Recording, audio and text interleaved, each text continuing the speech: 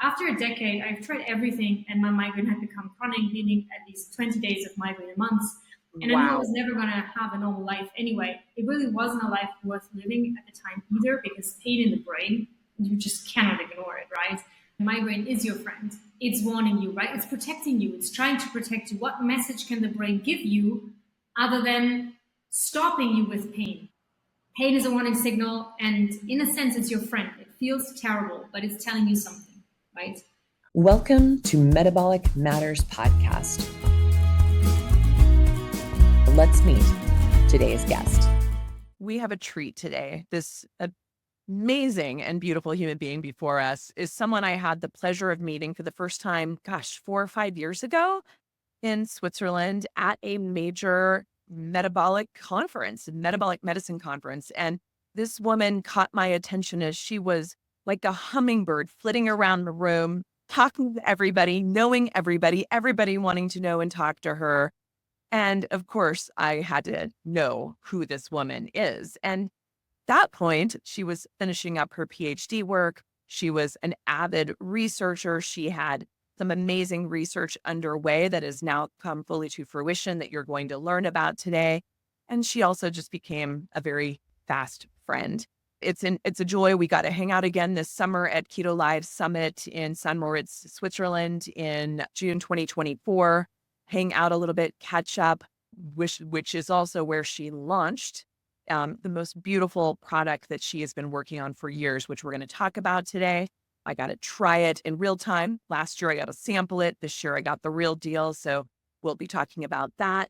And she became my early morning cold plunge buddy as we walked across the town of St. Moritz to jump into the lake every morning. It started out with just the two of us. And by the end of the week, I think we had a gaggle of humans willing to plunge their body into the cold. It was an amazing, amazing time to be with you as always. Welcome, Dr. Elena Gross. Well, Dr. Naksha, thank you so much. There are very few people I'd rather be on a podcast with than you. But get to talk to you for an hour. It's always such a pleasure. Such a smart and beautiful person. I'm very happy and honored to be here today to talk more about the metabolic phase of migraine and what you can potentially do about it. I love it. And tell us a little bit, Dr. Elena, you brought your pain to purpose, right? I really want you to tell your story. It is so compelling. And I know this is the story for so many people listening today, or so many people's loved ones that will be listening today and in the future. Yes, of course. Most importantly, my training is neuroscience and PhD clinical research. But I think the most important thing is that I am an ex-chronic migraine patient. And I think only those that ever had a migraine attack really know what it feels like. It's not a headache. It really is a crippling pain, usually half-sided. It comes with nausea.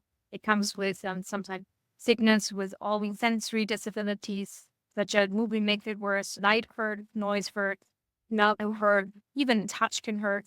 Some people can get these visual disturbances or sensory disturbances half an hour, hours before the pain hits, which is for the Gora phase. So they start losing for the visual field, they get this funny visual thing that can almost feel like a stroke, or they get paralyzed half the body. So there's quite a lot that comes with migraine. And it really, at some point, started when I was around 14.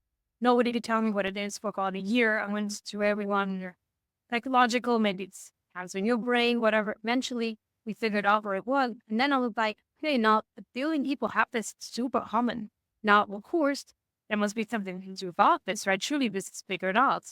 But then understanding that was not the case. So not only could nobody tell me why migraine was happening, I went to all specialists, big clinic in Germany.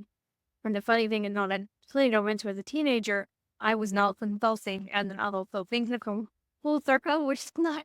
But yeah, no, we didn't have an.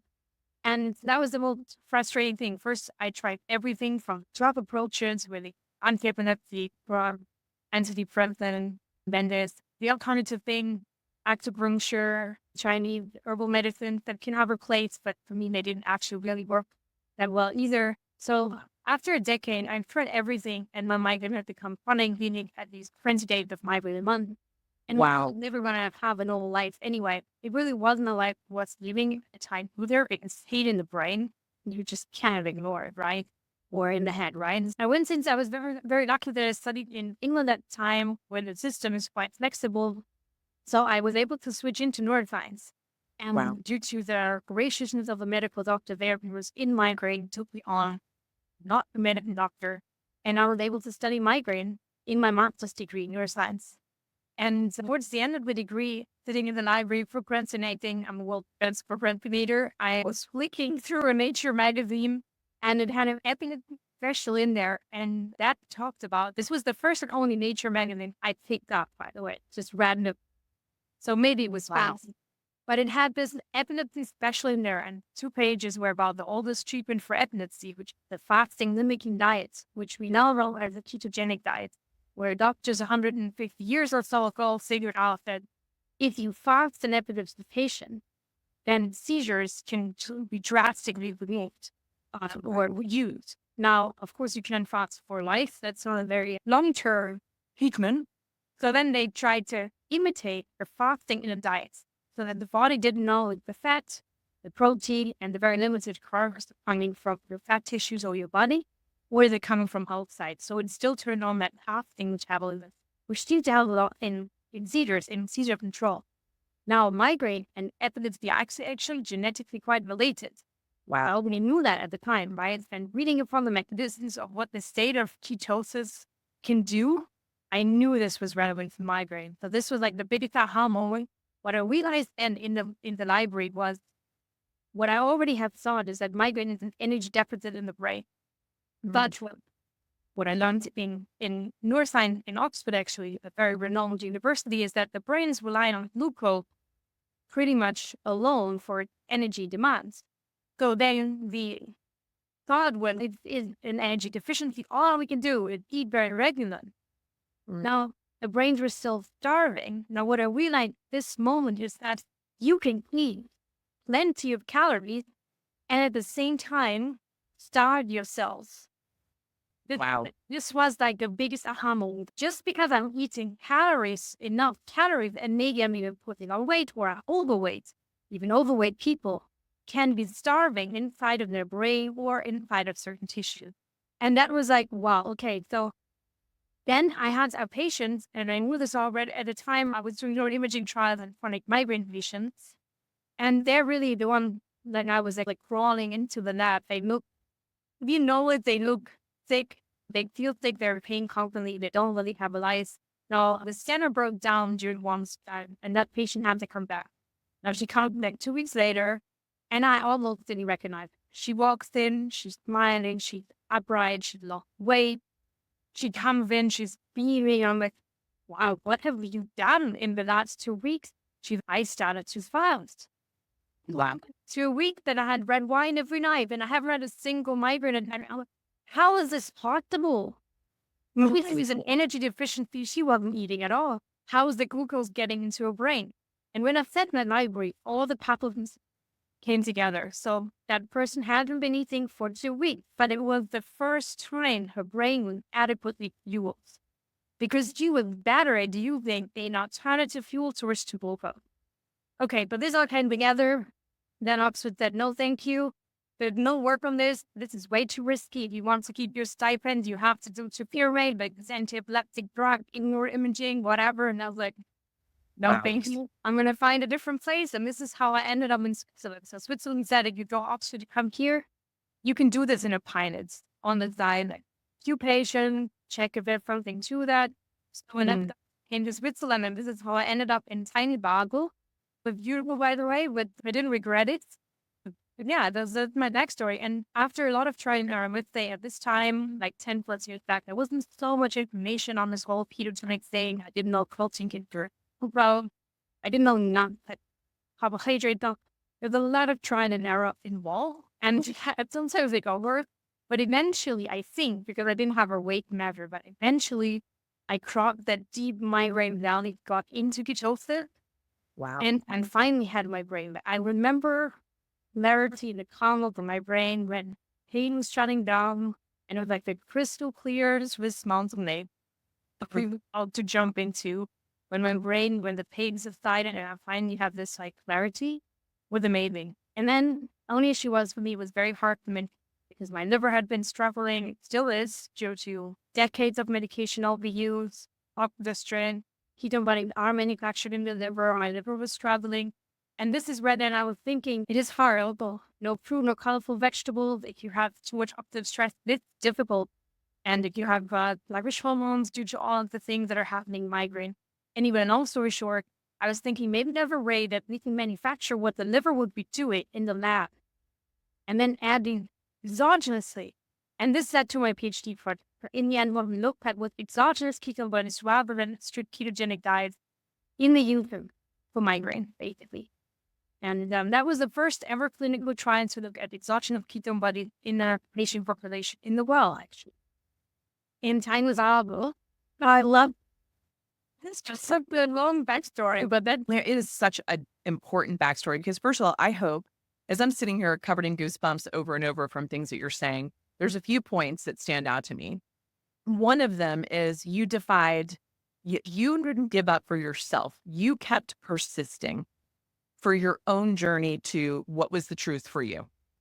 That was number one. Number two, what strikes me is that you were resourceful enough to find a way into a medical training program that you didn't qualify for, right?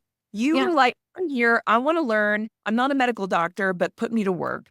That, you guys, is another part that just shows this level of resilience and persistence that Dr. Elena completely embodies.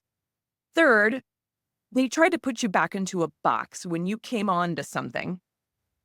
They tried to box you back up. And the vast majority of people would have said, I'm at Oxford. I have to do what Oxford wants. This is what limits our ability to change the narrative. And Dr. Elena said, F you, and said, I'm going to do something a little bit differently. And found someone willing to take her, step her out of that box to create what you now have heard is the first ever exogenous ketone study in migraines. Incredible. You are the better example. I knew I wasn't dying at least, right? So you're the better example of resilience and really looking out for yourself and define all you on. I must say, at least I was lucky enough that I was training in psychology for one, math or computer science, completely off. But there was a possibility, right? But then I think you're absolutely right. And that's something that we might get discouraged. And maybe I still have to look at my younger self sometimes now that I'm in similar situations with my startup, which is Whisper, and my kid, where both were not fitting in the boxes. And I must look back and be like, all the things that I have done outside of the box, or just asking and persisting. I think that's something we need to keep telling ourselves that, of course, there's pressure. You don't want to be too annoying. You all don't want to. There's almost like social pressure to be like a nice woman or a nice person and not to nag too much. But if you don't nag and if you don't even ask for it, you don't try, then you've already lost. So that's why also looking back, yes, for my health, I had to try. Right. There was no way of sticking around. And everyone who still has chronic migraine today and is watching this, and you're still there for your family, you're still fighting for your job, you're still there. No idea how I did it. I think we also need to send a shout out to those people that they're still sticking around and they're heroes on a daily basis. I have no idea today how I survived and did all the things back then. And I have no idea how hard to be today, but that's also, you can't see migraine. It is always, even if I see comments on something about migraine on social media, not that bad, just take an aspirin, but drink some water. That's the advice you're getting. Just drink so it's not a headache. And it is absolutely stunning. And the migraine fighters out there that don't really get credit for what they're doing every day. So I just want to say you're amazing. Keep going. And there is hope. And that's where we want to go as well. That's something I wanted to say. There's a billion people with migraine in the world. It's people figured it out more. It's a shame that not more research on it going. It's something that it's actually the second most disabling disease in the world, according to the WHO, according to use lot to disability. And it's the first among women and necessity. Just because, And there's no funding. Nobody seems to care. Not many. Not nobody. So the here national care. That's amazing. So thank you for that. Migraine is never on any of these conferences, right? We're just at the Metabolic Health Summit in New York. I missed it. You were there. I would think, sadly. But there or Ketogenic conference, like they even metabolic space conferences, migraine is never on the radar. Even though it's so hard, right? So We have to fight for this becoming more visible, because if there's a billion people in the world at one piece of food, something that is affecting every seventh person in the world is not an accident of nature. It's not some genetic mutation that is an accident because it have been passed on. Something that is affecting every seventh one of us has some evolutionary advantage, or has had some evolutionary advantage, and that has been passed on. So we can get into that.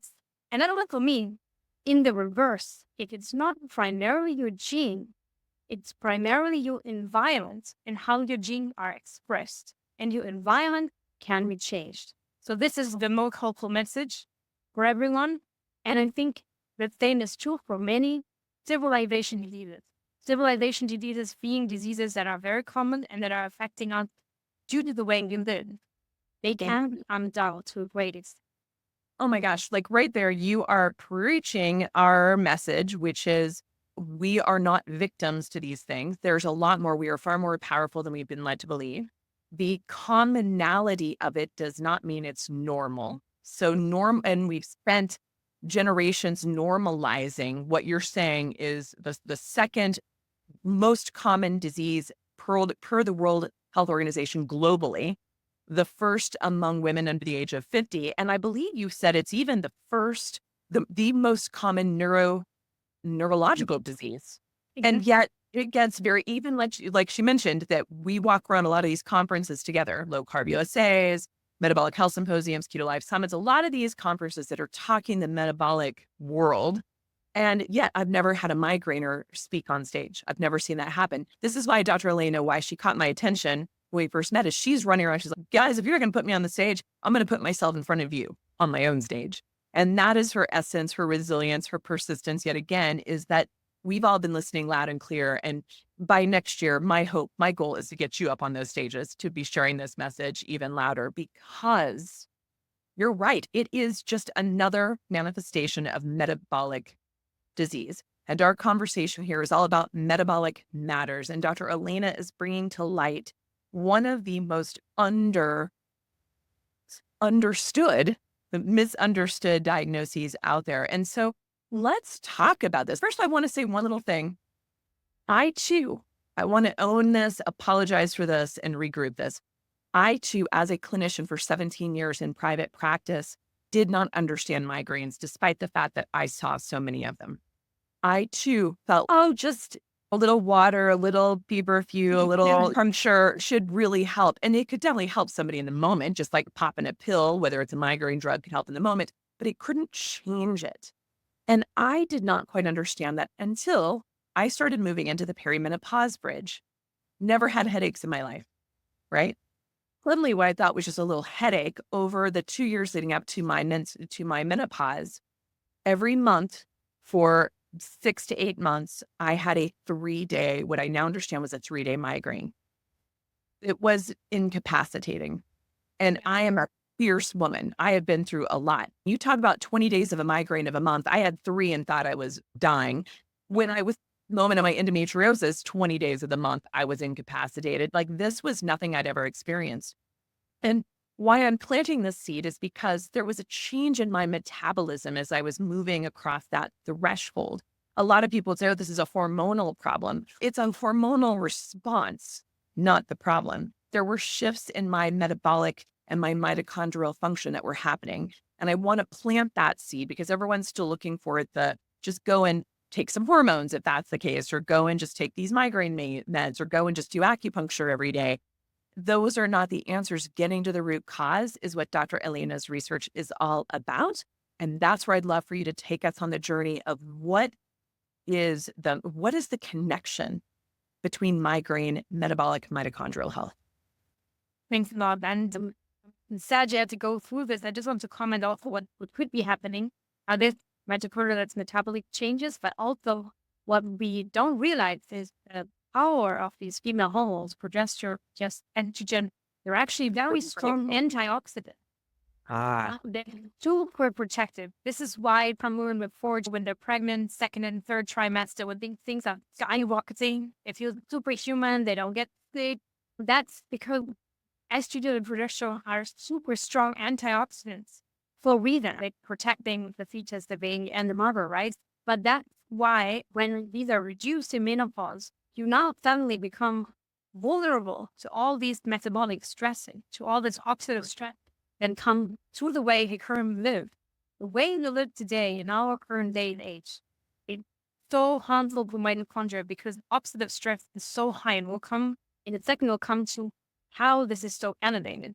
But if you actually look at everything that triggers a migraine, and I was looking at this list of seemingly unrelated factors for years, but they have one common denominator. So this could be alcohol, elevation, so altitude sickness, lack of oxygen through elevation. Then we know that atropine can trigger migraine, skipping a meal, fasting, not enough water, hydration, not mineral can trigger migraine. But then also psychological stress, sleeping too little, but also sleeping too much, caffeine, and then there's monosodium glutamate or some other stuff that you put into preservatives or some other artificial things that you put into food things, we put it food things. So all of these can trigger migraine. And all of these also increase oxidative stress. Yeah. Oxidative stress. Oxidative stress are free radicals, these small molecules that are very reactive. And wherever they bump into things, a bit like a bomb, they destroy what they bump into. This could be your powerhouses that are going up in flames. This could be your DNA that predisposes you to aging. This could be other organelle, enzymes. Now, what you always want for healthy aging, extending your health span, for hopefully not getting any chronic diseases, including migraine, is keeping oxidative stress in a level that your antioxidants we can fight. And this is something, for example, that is not working well in my brain. And oxidative stress is necessary. It's when you sport, when you make energy. Some levels of oxidative stress are important. This is also how we, for example, guard ourselves or fight viruses or bacteria, invaders. We make new bombs also to fight off foreign pathogen. But the bomb can also turn against ourselves, right? So start with the beginning. All migraine triggers can have oxidative stress as a common denominator. Why? Oxidative stress basically impairs how we can make energy. And if you don't have enough energy, the brain is the organelle that will go down first. The brain is very special in how it needs and uses energy. For example, the rest of our body, we all know the leanest of person has fat stores and can use long-chain fatty acids, or worst case, even proteins or long-chain carbohydrate to make energy. So they have a variety of different fuel sources. The brain is protected by the blood-brain barrier that goes all around those skull bases. And it can only let 3 small molecules in adequate amounts to fuel the brain. Glucose, we all know about that one. It's lactate that happens when we do exercise. It's not around a lot in most of us. And the third category is ketone body. Ketone body are these small fatty acids that are produced during fasting or period where we don't eat for carbohydrate restriction. And these can also make it into the brain. Now, the other abnormalities or specialities of the brain is it's shielded, yet it can only let small molecules in, but it can also not store energy because there's just no space in the skull, right? So this is why if you have a stroke and the supply from the body is stopped, your neurons will degenerate within very, very short periods of time, minutes, right? So the brain is absolutely dependent on the rest of the body to supply it with energy. And at the same time, but now the third point is it only makes up 2% of our mass, but it requires 20 to 25% of our energy produced, even at rest. So super energy hungry. Now, all of this makes the perfect storm of energy deficient. In migraine, we have one other abnormality. Maybe it's even your superpower if you're a migraine. You have a very energy demanding brain, meaning that there's neuroimaging studies that look at migraineurs or migraine sufferers even between attacks that show that on average, migraine patients have 16% net ATP in the brain. So they are energy deficient and they don't habituate. Habituation at something is a concept, I think, of nature. Again, evolutionary speaking, an advantage for a lot of us. Habituation of it is a process where you save energy in the brain, where, for example, if somebody without migraine looked at a white wall like this, at some point the neurons will realize, oh, there's no change. If there's no change, I will stop firing, and I will only start firing again if that ball turns black or there's something happening there, right? That's called habituation, an energy fading process. Migraine patients don't habituate or don't habituate much, meaning their brains are keeping firing. Now, why would we have that hyperexcitable brain in every seventh person? Why would those genes be passed down? Now, then again, I tried to look with my, let's say, evolutionary glasses, and I think about us as a species, human, 10,000 years back, right? We're all lying around a campfire. Every seventh person has hyperexcitable brain. Now, being other people when you sleep, that warn the tribe from the tiger that it, because their brains will always be active and they will be the ones that wake up first. Now, from an evolution, but it makes sense to put these hyperexcitable energy demands of brain in the world at a time where our soil, our vegetables, and our meat and so on was full of micronutrients and had ketone bodies around, we were able to afford these brains, at least most of the time, right? Now you put a migraine genetic, always a gene environment interaction, you put that migraine hyperexcitability genotype person into a world where there's very little energy to buy, where there's no ketone bodies, where there's not enough antioxidant, where there's not enough micronutrient, where there's a constant overload of stimuli, blue light, substances that damage the mitochondria, and it's the perfect storm. So you have increased demand, but you have less supply. And I think this is part of the reason why we have migraine. Now, migraine itself, what you said earlier, Nasha, is that something are expressing wrongly. And I think I partially agree. But I think that just because it's normal doesn't mean, yes, it's normalized, but the mechanism is normal, as in presumably even preserved. The migraine mechanism is a warning signal. Pain is always a warning signal. And you may have heard from your doctor or from somebody else, if a pain is turned chronic, no longer warning up, it's warning function, whatever. I disagree. So a chronic pain is still warning us. We just haven't found the root cause, right? It's still warning us. Not just, there could be a condition where there's a malfunctioning pain. But I think in migraine, it's not a wrong pain signal. Pain is warning us, is something wrong? And this could be a hormone deficiency. If you don't have enough hormone, this is also a reason for a warning signal. But in many cases, it can also be the energy deficiency or too much oxidative stress. And this we published in Nature Urology, so this is not something that is fully us believing it. So it is out there. It's something you can take to your doctor and show them. If migraine is this warning signal, then what we're currently doing, we're taking painkillers, we're taking triptans, we're constantly turning off the warning signal.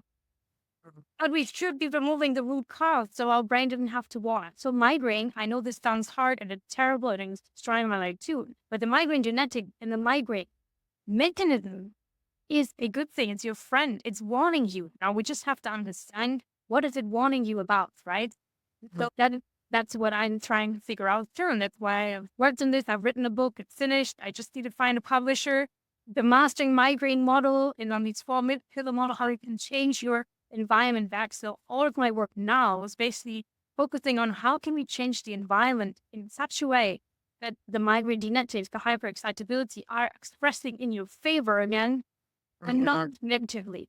Because what we know from migraine patients also, they tend to be perfectionists, they have fast brain. These are things that can be good things if you use them to your advantage, right? If you have energy to exploit your hyperexcitable brain and you know how to use it and shield yourself from young ones with hyperexcitability. That was a long discussion. Well, I really need to listen. And it's a concept. I'm sure most people. There's what you shared has such an element of intuition to it, but it's never been articulated. We weren't taught that in med school. It's not taught at medical conferences. And sometimes we think it's too simple. This can't be true, right? When sometimes the simple things are the things that we now consider because they're right in front of us. So I was the same, like, listen, so simple in that sense. It's more common sense than science, to be honest. Then it might still be true. And it seems like for a lot of patients, it is true. It's not every migraine. There are rare monogenetic migraine forms that are literally a malfunctioning or at some optimal mutation in a certain gene. Know the gene. It can be maybe mitigated, but I'm not going to say that this can also be overcome as easily, potentially, right? That's easy, of course. But for the most common polygenetic, multigenetic, multifactorial migraine that there is, where it's small mutations or polymorphisms that lead to what we just described, they absolutely hope that this can can be improved in multiple cases. I love it. What our listeners who have been following us for a while will hear and are probably shouting from their own living rooms right now is the terrain is everything.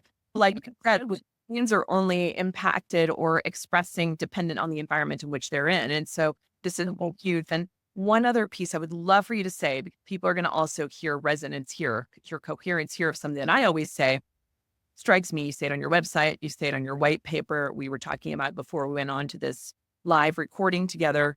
But there's a philosophy that you and I share among the cancer world and among the migraine world that may be a little trigger warning for people, that it may be a little against what they would likely think of, because we have all these kind of like migraine bad, anti-migraine drugs, cancer bad, F cancer, kill the cancer.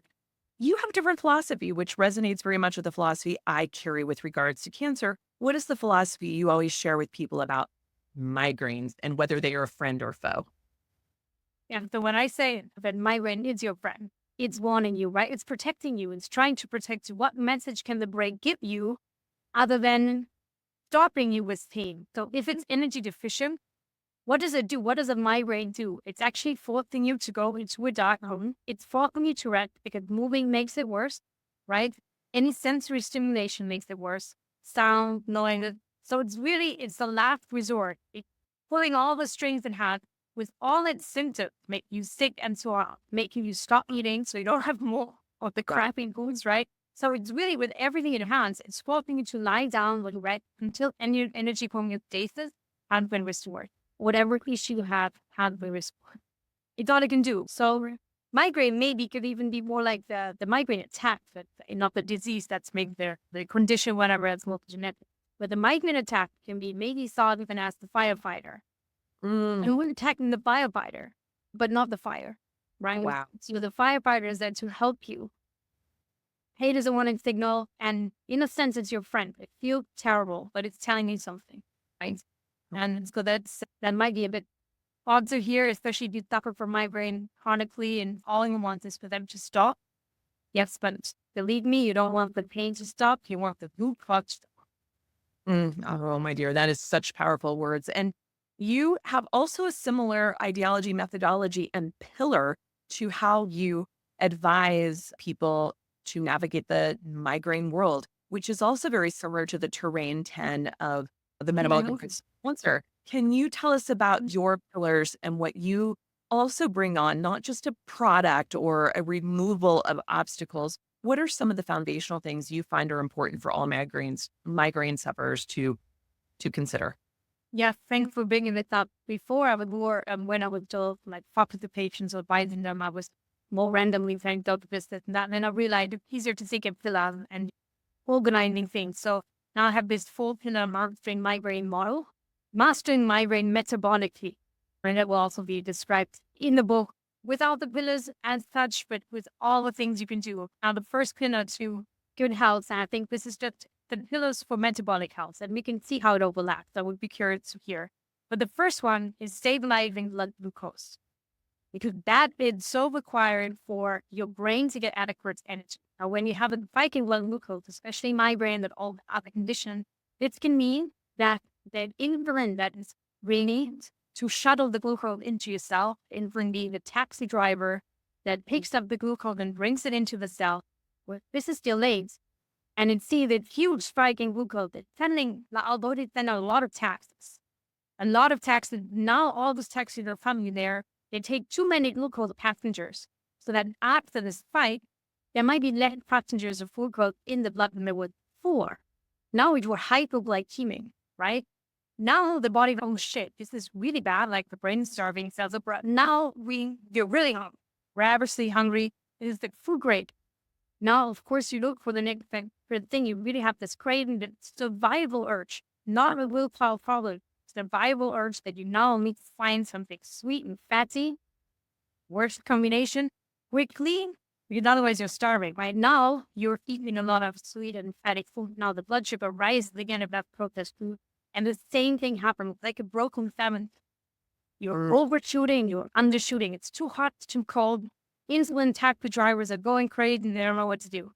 This is not good. Now, in this category, the first pillar is more than just that. So the first pillar really involves whole foods. This does not yet mean you have to go ketogenic.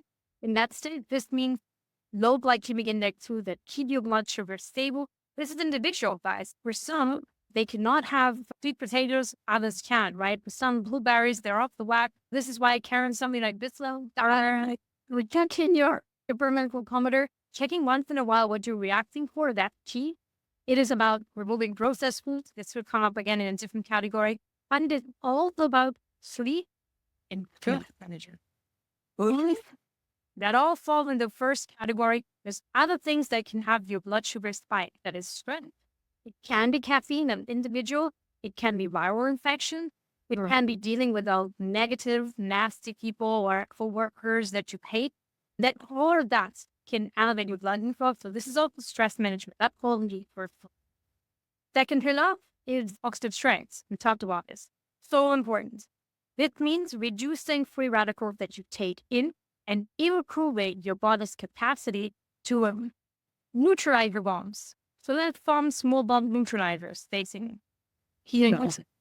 This will again, how do you do that? That includes whole foods, nutritious food, colorful foods, whole food, vegetable, or this can also be high quality sources of animal food, eggs, meat that are collated.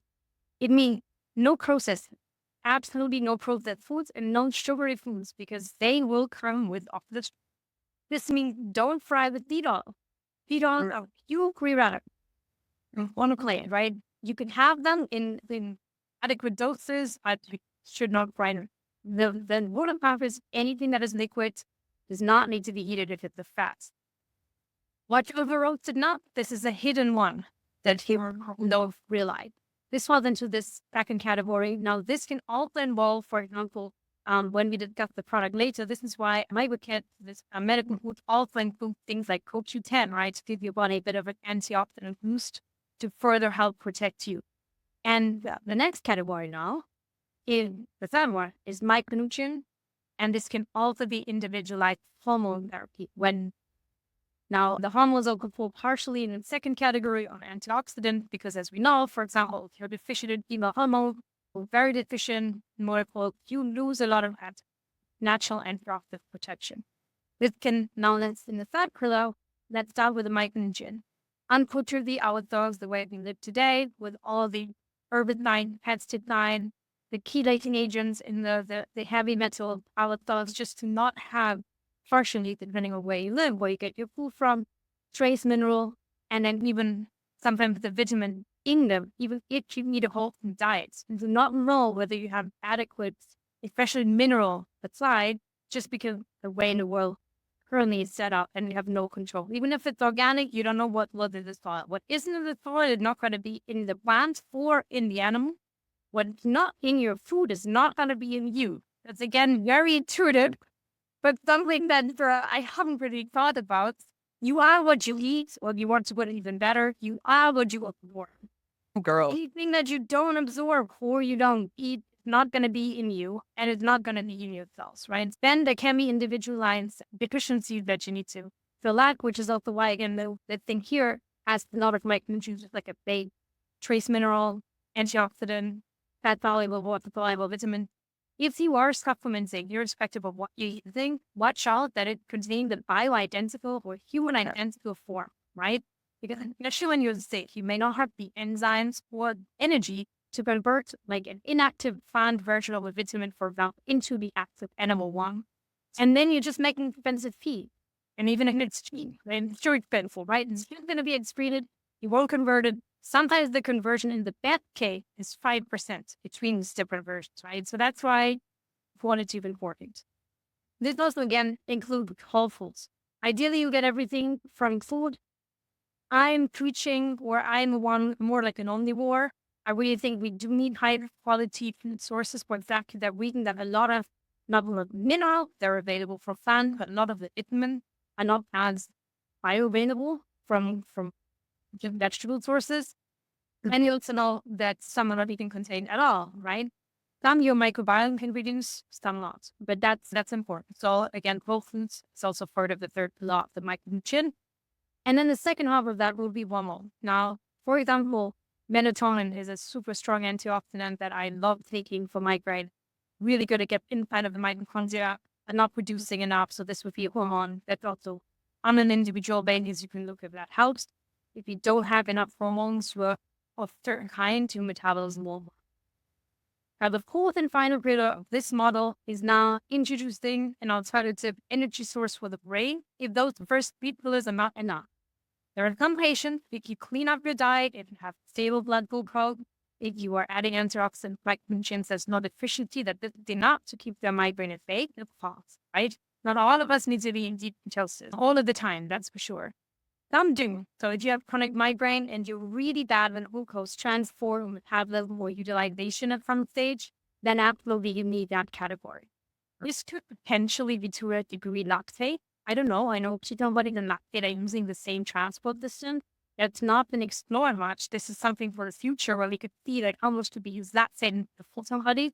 For now, I think should be ketone. Now, ketosis you can of course reach if your liver is strong enough. You can do it by all means. You can try the ketogenic diet approach. Here, I want to say the first three pillars don't apply. Being ketogenic is no excuse for not eating all the protein and crap again. You need to have real food. It doesn't matter what, right? It's the number one principle. All the way up with the No dirty keto. No dirty keto. exactly no dirty keto or no, I don't know, snack bar things or whatever that pretend to be keto and then they're loaded with that kind of like sugar, alcohol, whatever. But they're not really keto, but also watch out. Real food always applied. And that's if I have one thing, that would be my number one advice. But then, yeah, either limiting your carbs to a degree where you feel the mind falling down, or alternatively, if you're not comfortable with that, you can potentially add exogenous versions of ketones, the exogenous sources of ketone, but this is also the case. And this part, we added exogenous ketone body to bring the level higher. This is in the form of human identical DBHB in a mineral salt form. But again, doesn't need to be this one. There's other, especially in US, there's other sources of ketone bodies available that you can play around with. What I would say, I don't want to discourage or, I don't know, defame any product, but several ketone body esters. Keto ester, this is confusing for people, but this is basically an alcohol lutein bound to one ketone body, which means that for every gram of this product, you're getting half a gram, whatever it is, roughly half of this is an alcohol, which will be quite toxic for your liver. And I've seen research and just anecdotes from patients that they get signs of liver failure and the liver struggling very quickly. That is something in a migraine patient where the liver is already struggling, you have medication overuse in many cases. I would certainly advise not to opt for ketone esters and lean until there's longer term safety studies that show this is fine, especially such a patient population. That's just the one thing before somebody said, but I was advising to take exogenous ketone, but I'm not advising on lutein for patients, period, ever. Just wanted to say that. I try to go add close to human identical if I can, whenever I make a choice, just for safety reason, when it comes to my body or my products. I love it.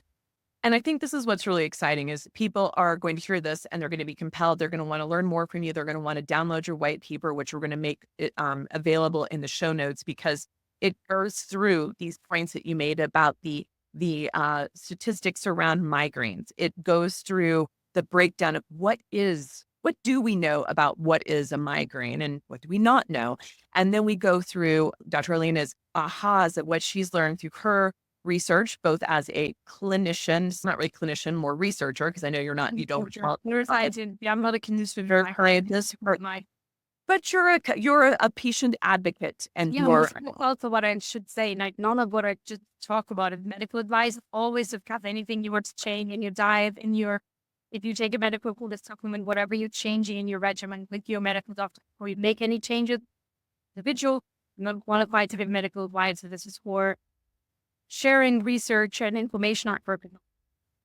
And hopefully inspiring more research, because as you now know, that 1 in 7 of us are walking around with this condition and no one's funding the studies in it. That to Without the experiments. Without the experiments, they're absolutely research. You don't have to wait around within a state where and you didn't test with a medical doctor beforehand. And I want to say, I also made a free master migraine course. So everything we did is on YouTube. Absolutely free. There's what is migraine, what is the evidence around migraine metabolism, and so on. Like the different phase, and then the full fill of brain the most. You can watch in your own time and then take some pieces, treat it like a buffet, take out the pieces that you find interesting, and then you can try and implement. Should be very powerful. I love it. And offline, I'll talk to you about some ideas for publishers because I want this book out there. I want to put it for early pre-orders of this and get this out. But in the interim, you had these great resources that you just mentioned. Exactly. And then it's free. Absolutely. It's important for somebody to, I know what it's like if you have chronic migraine, you don't need enough energy to work hard. You don't have the energy to even think about what changes to make and where to start. And that's also one reason for developing this. Because in the end, that was easier for me. microCat that can maybe as a tool, get you out of your dark place and then give you the energy to then make all of the lifestyle changes that ideally should go with it. But sometimes you don't have the energy, don't know where to start, even who all the lifestyle changes that we just discussed, right? If you first use it, it can be absolutely overwhelming, right? It can be a bit like a root called crutch. You want, right? And last thing I want to say also, because of course, in the migraine phase, everyone will overcome it. This is probably true for a lot of different phases. Right? I guess it's in cancer, it's very similar as well. You're being sold so many products left, right, and so it's always good to be skeptical. We want to share the risk. So when somebody buys preferred block, we give one for free, which means on the first order, we're making zero money. We're even paying on top. But I really think it's important that people can try it for 4 weeks, see if it works, and then if it does, they can return and pay full price. If it doesn't, then at least it wasn't hopefully too expensive. Because nothing will work for everyone. And there is hormonal migraine. It's not the experiment I want to cry in. We're trying to put metabolic migraine, which I think is a very common migraine subtype.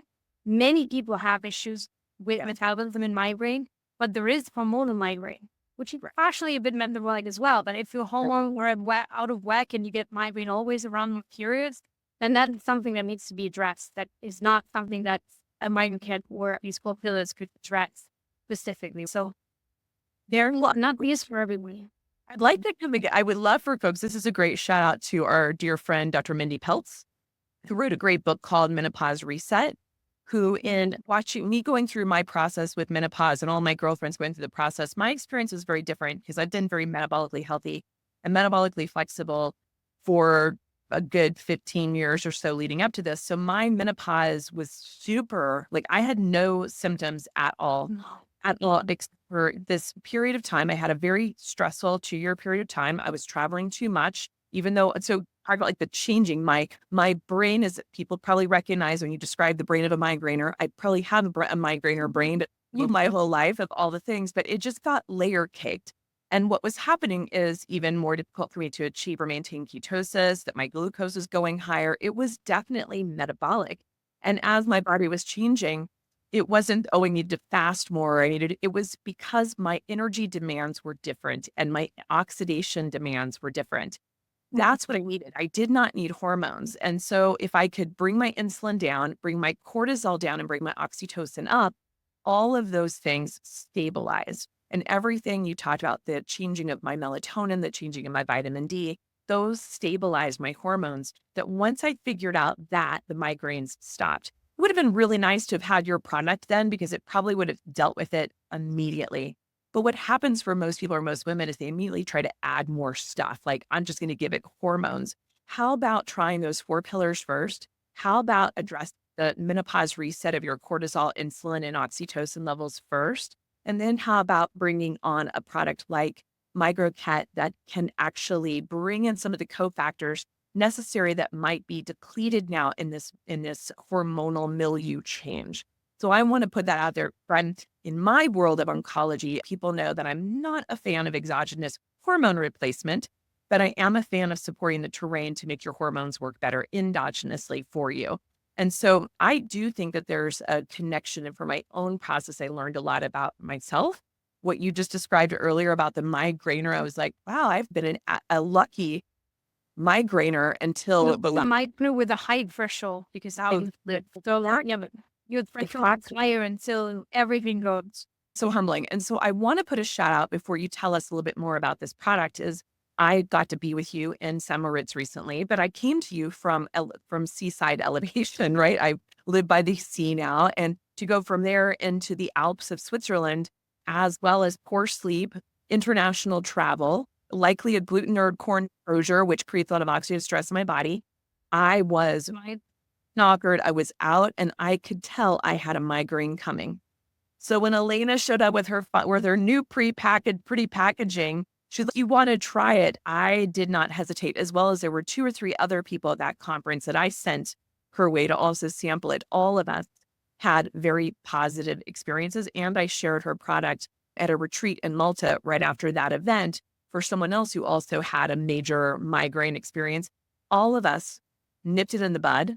Those who were already migraining, it stopped. And for me, the biggest thing I noticed is my brain immediately. I felt like the intensity of the elevation and the shortness of breath and things I was experiencing were gone immediately within an hour. That shocked me. And I even did a little testimonial. People can go Google that. Maybe we can do a link to that later. Was it like I'm such a skeptic for myself.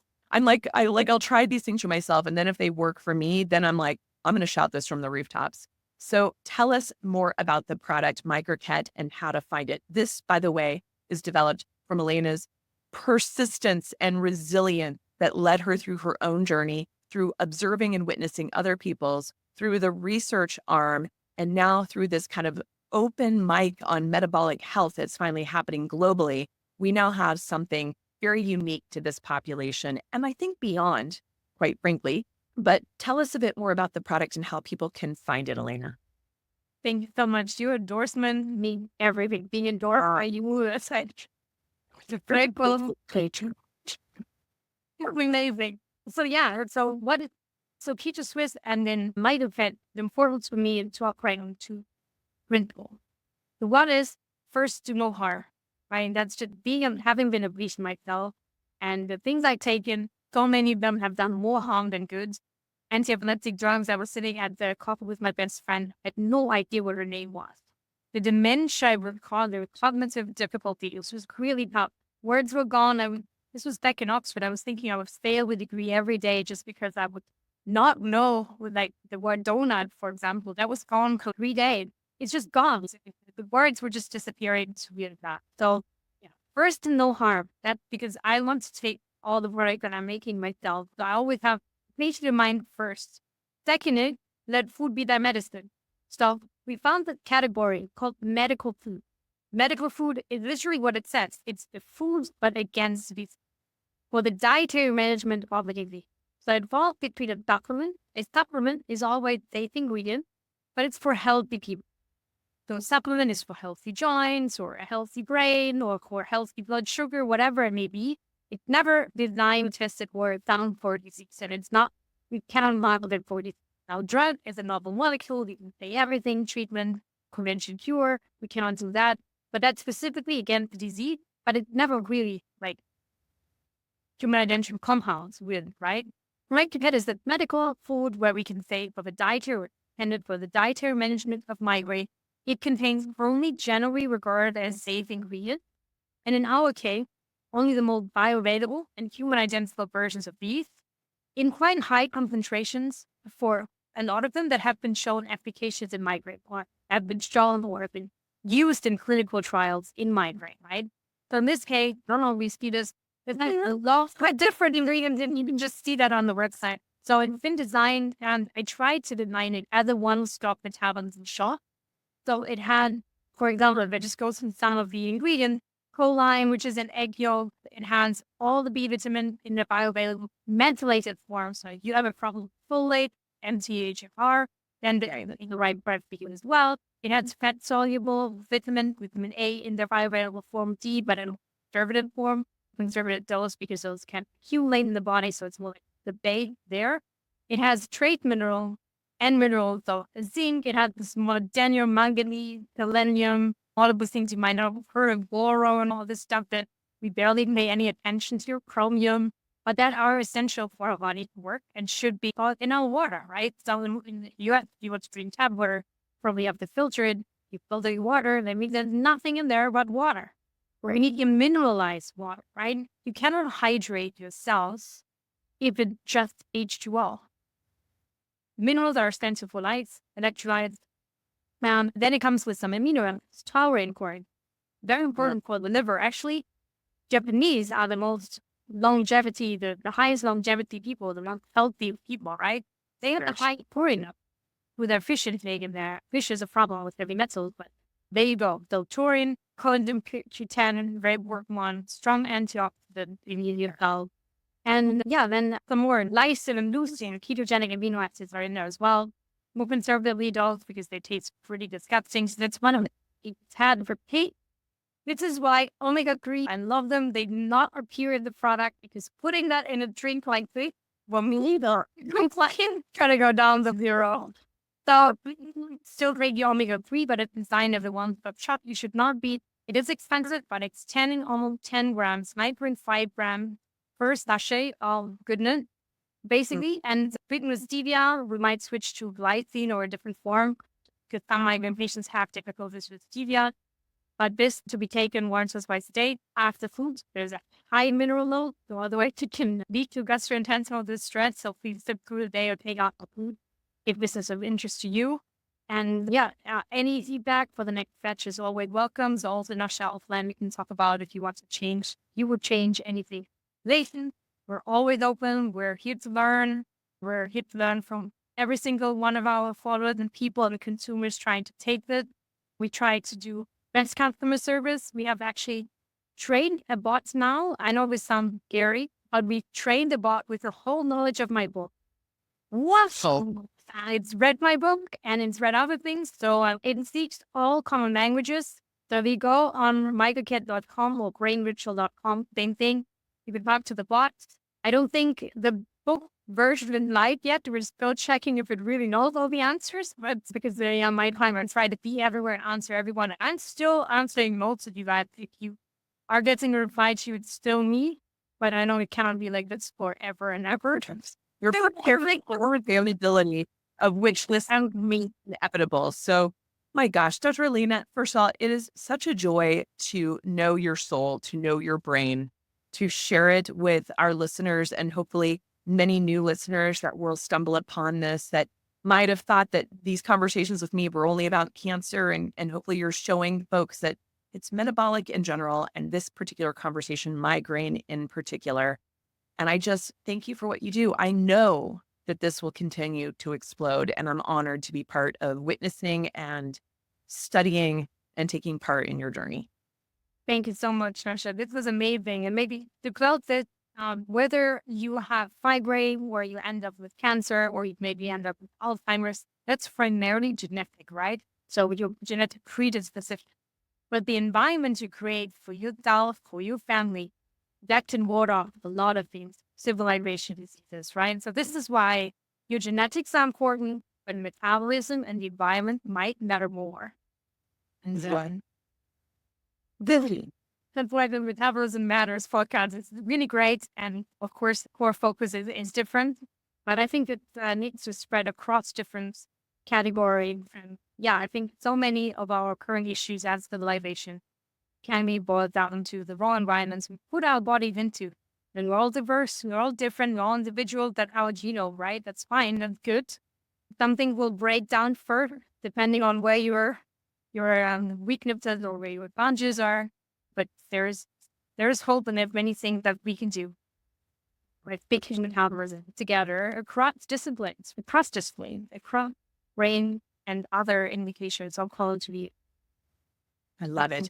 And even though we recognize the similarities across the metabolic field, I do plan, my expectation is that I will be hearing you from a stage soon on migraines.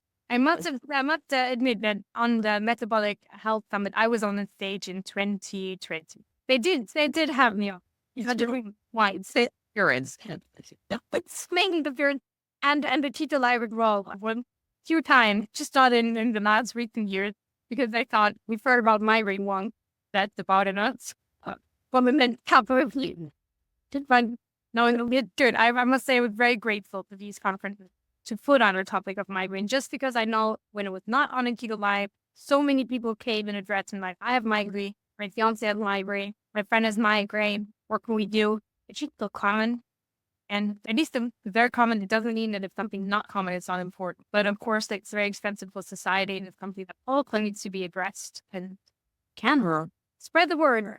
Thank you, John. Thank you so much for spreading the word. Thank you for having me on your beautiful stage and your enthusiasm, what you do for all of the field, for all the energy. Those of you who met Nash, she entered the room, the sun starts shining, and it's burning bright. So you cannot not really get good moods when being around Nasha. She's really a lighting fire in the field and in the space. And whenever I know she's at a conference, I feel what to go even more. She will be there. A wonderful human and smart brain. It really changed you with you and your story. All your listeners will know. Mine probably won't. New people. Absolutely worth looking into. And I always get goosebumps and tears. And whenever I hear it, definitely look up Nasha's work too. And Mission and her podcast and all the great work that she's doing. Speak on conferences as well. Big shout out over to Mexico, wherever you are right now. So we're a minute longer than Mexico, but we're trying to get Dr. Elena to come to Mexico as well. So But I have to work metabolism there. I love it. Exactly. Dr. Elena, thank you for the brilliance you bring to this world and the soulful way in which you share it. All the best. Thank you. Bye, Narsha.